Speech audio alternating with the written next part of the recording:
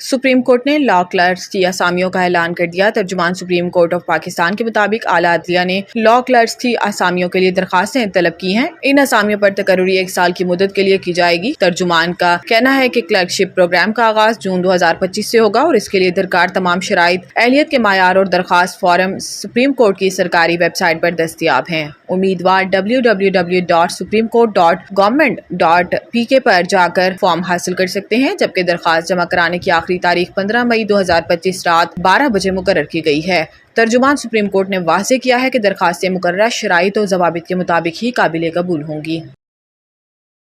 वज़ीर-ए-आज़म शहबाज शरीफ ने कहा है कि 24 करोड़ लोगों पर मुश्तमिल पाकिस्तानी मईशत डिजिटल स्टार्टअप्स और बैरूनी सरमायाकारी के लिए खित्ते की मौजू तरीन मार्केट है। डिजिटल ताउन तंजीम के सेक्रेटरी जनरल धीमा याहिया से मुलाकात के दौरान गुफ्तगू में वज़ीर-ए-आज़म शहबाज शरीफ का कहना था कि दुनिया भर में से 1000 से ज़ायद जदीद टेक्नोलॉजी के सरमायाकार और पॉलिसी साजों का पाकिस्तान में जमा होना खित्ते में पाकिस्तान के डिजिटल शोबे में बढ़ते हुए असरो रसूख की अलामत है। इन्होंने कहा कि पाकिस्तान का सबसे कीमती असासा हमारी नौजवान अफरादी कुव्वत है, जिसे डिजिटल हुनर और तरबियत से लेस करना हमारी अव्वलीन तरजीहात में शामिल है। 24 करोड़ लोगों पर मुश्तमिल पाकिस्तानी मईशत डिजिटल स्टार्टअप्स और बैरूनी सरमायाकारी के लिए खित्ते की मौजू तरीन मार्केट है। इनका कहना था कि हुकूमत की कारोबार दोस्त पॉलिसियों और सरमायाकारों की दी जाने वाली सहूलियात का मकसद मुल्क में सरमाए के साथ साथ जदीद टेक्नोलॉजी की मुंतकिली भी है।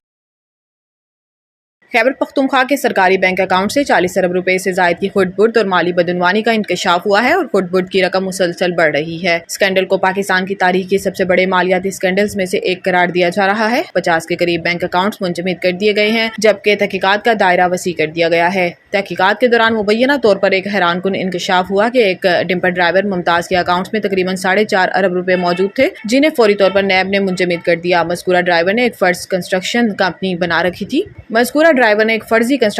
बना रखी थी। शाहिद के मुताबिक कुल मिलाकर इसके अकाउंट में तकरीबन 7 अरब रुपए मशकूक ट्रांजैक्शंस के जरिए जमा कराए गए। ज़राए के मुताबिक नैब के चेयरमैन को अपर कोहिस्तान में बड़े माली बेज़ाब्तगियों से मुतल्लिक मुसद्दिका मालूमात मौसूल हुई, जिसके बाद तहकीकात का आगाज किया गया। जहाँ जिला का सालाना तरक्याती बजट सिर्फ 50 करोड़ से 1.5 अरब रुपए के दरमियान होता है, लेकिन 2020 से 2024 के दरमियान 5 वर्षों में 40 अरब रुपए हुकूमती बैंक अकाउंट से जाली तौर पर निकलवाए गए। ये रकम कई दिहाइयों के तरक्याती फंड से भी कहीं ज्यादा है। ये जदीद और पेचीदा मालियाती फ्रॉड नैब के तजुर्बाकार तफ्तीशकारों को भी हैरान कर गया।